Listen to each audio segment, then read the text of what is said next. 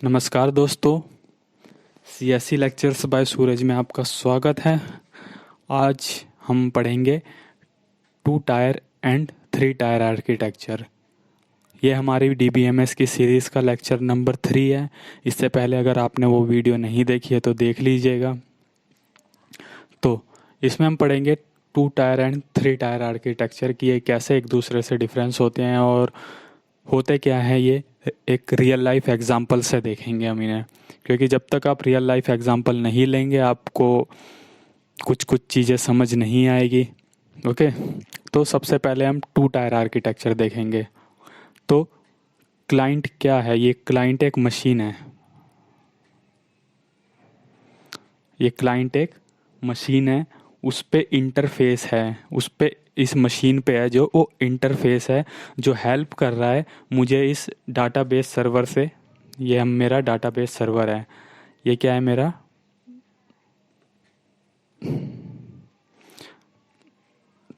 ये मेरा database server है। तो क्लाइंट एक मशीन है, ठीक है। उस पे कोई इंटरफेस है जो मुझे हेल्प कर रहा है इस डाटाबेस सर्वर से डाटा को फैच करने में।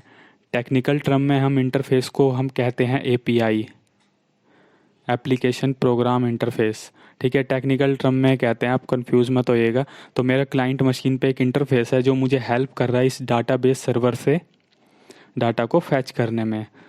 तो सबसे पहले क्या होगा? पहले दोनों कम्युनिकेशन बनाएंगे, कनेक्शन बनाएंगे। सबसे पहले दोनों कनेक्शन बनाएंगे, ये मशीन और डाटाबेस सर्वर सबसे पहले कनेक्शन बनाएंगे आपस में।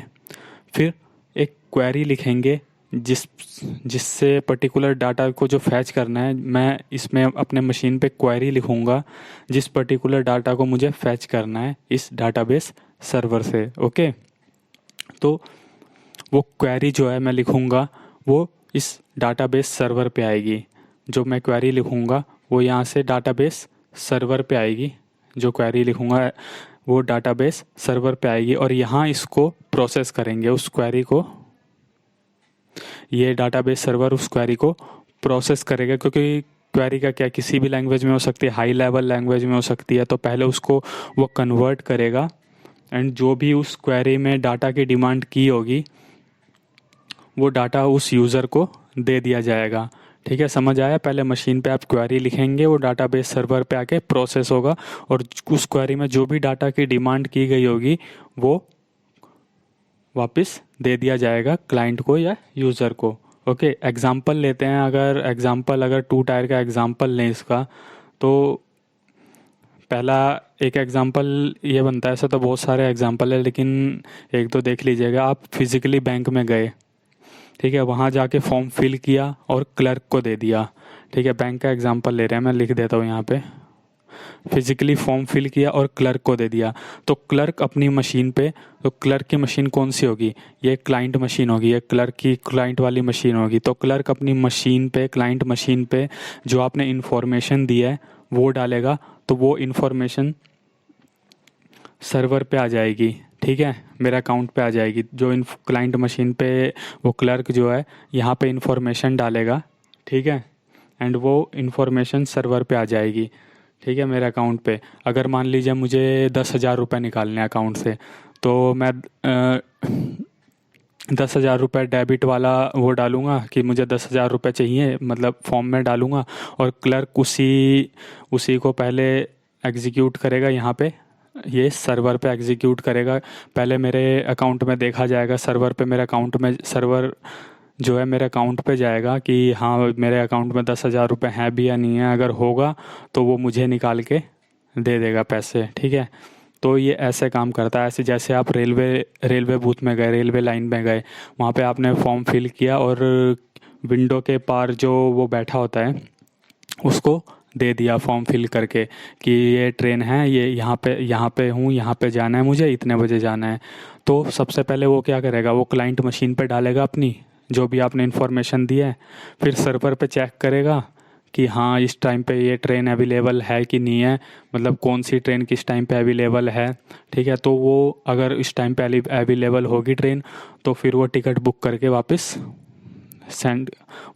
दे देगा। तो यहाँ पर हमारा 2 टायर एप्लीकेशन, तो 2 टायर आर्किटेक्ट यूज़ होता है यहाँ पे। तो अगर इसके एडवांटेज की बात करें तो limited client and limited database है, तो इसकी मेंटेनेंस जो है वो इजी होती है।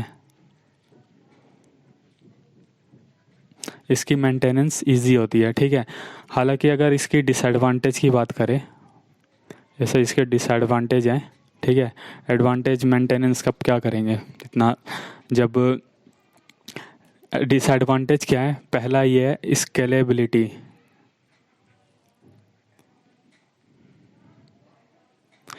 स्केलेबिलिटी क्या है इसका डिसएडवांटेज, मतलब आज के टाइम पे जो यूज़र हैं वो लिमिटेड नहीं है, हमारे पास बहुत सारे यूज़र हैं, ठीक है। तो यहाँ पे ये जो टू टायर है, ये आपका टू टायर है, वो ये फेल हो जाता है वहाँ पे फेल हो जाता है, क्योंकि जो यूज़र है वो डाटा को 24/7 एक्सेस कर रहे हैं, ठीक है।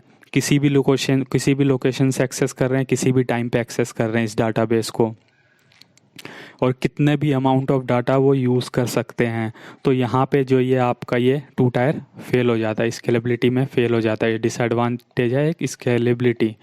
ओके, अनदर डिसएडवांटेज क्या है इसका, क्योंकि ये स्केलेबल नहीं है, ठीक है, बढ़ाया नहीं जा सकता, ठीक है। अगला डिसएडवांटेज है आपका सिक्योरिटी कैसे है आपका डिसएडवांटेज, ये देखिए जो आपका क्लाइंट है वो डायरेक्ट डाटाबेस के साथ कनेक्शन बना रहा है, डाटाबेस के साथ डायरेक्ट इंटरेक्ट कर रहा है। तो यहाँ पर ये वल्नरेबिलिटी हो जाती है कि जो क्लाइंट है वो डाटाबेस सर्वर के साथ डायरेक्ट इंटरेक्ट कर रहा है, ठीक है। बट आज के टाइम पे हमारा जो है 3 टायर आर्किटेक्चर ज़्यादा यूज़ होता है, हम 3 टायर आर्किटेक्चर पे शिफ्ट हो गए हैं। 2 टायर कहीं कहीं यूज़ होता है, ज़्यादा यूज़ नहीं होता, ज़्यादा हमारा यूज़ होता है 3 टायर। तो 3 टायर आर्किटेक्चर में क्या होता है, इसमें हमारी एक मेनली क्लाइंट लेयर होती है, एक बिजनेस लेयर होती है और एक डाटा लेयर होती है। इसमें हमारी 3 लेयर होती है। इसमें 2 टायर में हमारी 2 लेयर होती है, ठीक है, एक क्लाइंट लेयर एक डाटाबेस लेयर। इसमें हमारी 3 लेयर होती है, client layer, business layer and data layer. Okay तो हमारे पास क्लाइंट होते हैं, ठीक है, बिजनेस मतलब जो एप्लीकेशन सर्वर होता है, और एक डाटाबेस होता है हमारे पास। जैसे एग्जांपल लें इसका यहाँ पे, तो जब मैं IRCTC की वेबसाइट में लॉगिन करता हूँ तो मेरे पास इंटरफेस आ जाता है सामने, ठीक है। जब मैं IRCTC की वेबसाइट लॉगिन करता हूँ तो मेरे पास सामने इंटरफेस आ जाता है, सोर्स डालने का, ठीक है, डेस्टिनेशन डालने का, ठीक है, ये सब मेरे पास इंटरफेस आ जाता है। यूज़र और क्लाइंट में आपको डिफरेंस पता चल गया होगा। यूज़र एक नॉर्मल यूज़र होता है जो यूज़ कर रहा है कंप्यूटर को। जब आप किसी वेबसाइट को ओपन करते हैं और उसकी वेबसाइट पे जाते हैं तो आप उस वेबसाइट के आप क्लाइंट बन जाते हैं। जैसे अभी आप नॉर्मल यूज़ कर रहे हैं कंप्यूटर, ठीक है, तो आप एक यूज़र हैं, एक नॉर्मल यूज़र हैं। जैसे ही आपने IRCTC की वेबसाइट लॉगिन की, अब आप उसके क्लाइंट बन गए हैं, ठीक है। अब उसके सर्वर से आप जो डाटा आप निकालना चाहे वो निकाल सकते हैं अपने मतलब का, ठीक है। जो डाटा अवेलेबल हो आप निकाल सकते हैं, आपके लिए जो अवेलेबल हो। जैसे एग्जांपल ले लीजिए बैंकिंग सेक्टर में, बैंकिंग वेबसाइट में, ठीक है, ऑनलाइन आप अपने अकाउंट में लॉगिन करके क्या कर सकते हैं, बैंकिंग कर सकते हैं, ऐड मनी कर सकते हैं, FD कर सकते हैं, बेनिफिशियरी ऐड कर सकते हैं, बहुत कुछ कर सकते हैं वहाँ पे, ठीक है। तो यही है, जब मैं IRCTC की वेबसाइट में लॉगिन करूँगा तो मेरे पास इंटरफेस आ जाएगा, और ये इंटरफेस मुझे डाटाबेस से कनेक्टिविटी बनाने में हेल्प करेगा। जो ये डाटाबेस है, ये इंटरफेस मुझे डाटाबेस से कनेक्टिविटी बनाने में हेल्प करेगा। ये क्या है, IRCTC की वेबसाइट, ये यहाँ पे सबमिट बटन है। ओके तो ये क्या है, मुझे डाटाबेस के साथ कनेक्टिविटी बनाने में हेल्प करेगा, क्योंकि मैं कुछ यहाँ पे सोर्स डाल दिया, मैंने डेस्टिनेशन डाल दिया और सबमिट कर दिया, तो ये डाटाबेस के थ्रू ही मुझे दिखलाएगा यहाँ पे, ठीक है। तो ये इंटरफेस एप्लीकेशन है। अब क्या है, ये इंटरफेस एप्लीकेशन किसी भी लैंग्वेज में हो सकती है। ये इंटरफेस जो है ये किसी भी लैंग्वेज में हो सकता है, ये किसी भी लैंग्वेज में हो सकता है इंटरफेस।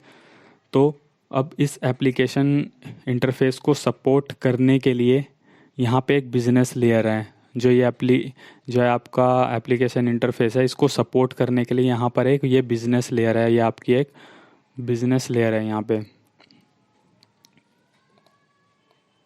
आप कंफ्यूज हो जाएंगे कि कौन सा वो है, तो इसीलिए मैं इसको सर्कल में नहीं कर रहा। तो यहाँ पे एक बिजनेस लेयर है, जो भी मैं क्वेरी लिख रहा हूँ वो पहले बिजनेस लेयर पे प्रोसेस होगी। मैंने यहाँ पे कोई क्वेरी लिखी तो बिजनेस लेयर पे प्रोसेस होगी। यहाँ हम डाटाबेस को लोड नहीं दे रहे, यहाँ हम डाटाबेस को लोड नहीं देंगे। यहाँ पे क्या था, टू टायर में हम सीधे डाटाबेस को लोड दे रहे थे, लेकिन यहाँ पे हम डाटाबेस को लोड नहीं देंगे, ठीक है। बट आजकल हमें लेकिन क्वेरी लिखने की ज़रूरत नहीं पड़ती। हमारे पास ये रेडियो बटन होते हैं, चेक बॉक्स होते हैं, ठीक है। ये रेडियो बटन होते हैं, उसको चेक बॉक्स होते हैं, तो हमें क्वेरी लिखने की ज़रूरत नहीं पड़ती। हम ये रेडियो बटन, चेक बॉक्स, ये सब भर के आज हम उसको भर देते हैं, ठीक है। और वो खुद पे खुद एक एप्लीकेशन प्रोग्राम, मतलब खुद पे खुद एक बन जाती है वो, और बिजनेस लेयर के पास चली जाती है। खुद के मतलब जिस लैंग्वेज में होगी वो अपने आप उस लैंग्वेज में बन जाएगी। हमें बस टिक मार्क करना है और सबमिट पे क्लिक करना है। चेक बॉक्स, रेडियो बॉक्स, आजकल हमारे पास इतने इंटरफेस हैं, तो वो उसको हम भर देते हैं, एप्लीकेशन प्रोग्राम बन के वो बिजनेस लेयर के पास आ जाता है, और बिजनेस लेयर उस एप्लीकेशन प्रोग्राम को प्रोसेस करेगी। हमने भर दिया, वो बिजनेस लेयर के पास गया, बिजनेस लेयर उस एप्लीकेशन प्रोग्राम को, ये आप ग्रीन मार्क वाले से कंफ्यूज मत होइएगा, मैं ऐसे एग्जांपल के लिए ले रहा हूँ, ये हमें लिए। तो हमने ये भर दिया, वो बिजनेस लेयर के पास गया, बिजनेस लेयर उस एप्लीकेशन प्रोग्राम को प्रोसेस करेगा, ठीक है। और प्रोसेस करते ही उसको डाटाबेस के पास भेजेगा, ठीक है। उसको प्रोसेस करके उस पूरे पर्टिकुलर उसको डाटाबेस के पास भेजेगा, जिस लैंग्वेज में डाटाबेस में थी उसी पर्टिकुलर लैंग्वेज में भेजेगा। क्योंकि यहाँ पर डाटाबेस में तो एसक्यूएल की फॉर्म में होगी, क्वेरी यहाँ पे जाएगी, हमें तो बस टिक मार्क करना है, ठीक है। तो उस पर्टिकुलर उस लैंग्वेज में वो भेजेगा उसको। अगर डाटाबेस में वो अवेलेबल हुआ तो डाटाबेस उसको ये आपके बिजनेस लेयर के पास भेजेगा, और बिजनेस लेयर आपको जिस फॉर्म में आपने सबमिट किया था डाटा, उसी फॉर्म में आपको वो जो आपका है डाटा वो दिखा देगा। इतना समझ आया आपको? इतने में कोई दिक्कत हो तो मेरे से कमेंट सेक्शन में पूछ लीजिएगा। इतना क्लियर हो गया होगा आई थिंक आपको, कि ये उसी फॉर्म में ये आप मतलब ये जो क्लाइंट है उसको डाटा दिखा देगा। कोई क्वेरी लिखने की ज़रूरत नहीं पड़ती आजकल। तो इसके एडवांटेज क्या क्या हैं? सबसे इसका मेन एडवांटेज है, जो 3 टायर का एडवांटेज, जो मेन एडवांटेज है वो क्या है, क्योंकि हम डायरेक्ट डाटाबेस को एक्सेस नहीं कर रहे हैं यहाँ पे, मतलब ये स्केलेबिलिटी है। यहाँ पे कितने भी नंबर ऑफ क्लाइंट्स एक्सेस कर सकते हैं एक ही टाइम पे, किसी भी लोकेशन से किसी भी टाइम पे कितने भी डाटा को एक्सेस कर सकते हैं, इसमें कोई पाबंदी नहीं है। और दूसरा एडवांटेज है हमारा इसमें सिक्योरिटी। इसमें हम डायरेक्ट डाटाबेस को एक्सेस नहीं कर रहे, तो इसीलिए इसकी सिक्योरिटी बढ़ जाती है। इसमें हम पहले एप्लीकेशन सर्वर के पास जा रहे हैं, फिर वो डाटाबेस में जा रहा है। क्लाइंट का सीधे डाटाबेस से इंटरेक्शन नहीं हो रहा, लेकिन इसमें 2 टायर में क्या हो रहा था, क्लाइंट का सीधे डाटाबेस से इंटरेक्शन हो रहा था। इसीलिए यहाँ पे सिक्योरिटी का खतरा था। लेकिन यहाँ पे ऐसा कुछ नहीं हो रहा, क्लाइंट का डाटाबेस के साथ इंटरेक्शन नहीं हो रहा, तो सिक्योरिटी रीज़न से भी ये अच्छा है। हाँ, मेंटेनेंस इसमें थोड़ी ज़्यादा आ जाती है, लेकिन आजकल हमारा प्राइमरी गोल क्या है, स्केलेबिलिटी और सिक्योरिटी मेन होनी चाहिए। बाकी पैसा तो इतना है कि लगा देंगे मेंटेनेंस में, कोई दिक्कत नहीं है। लेकिन आज के टाइम पे जो 2 मेजर गोल है वो क्या है, स्केलेबिलिटी और सिक्योरिटी होनी चाहिए। तो होप आपको ये समझ आ गया होगा 2 टायर एंड 3 टायर आर्किटेक्चर। और वीडियो के लिए सब्सक्राइब कीजिएगा। धन्यवाद।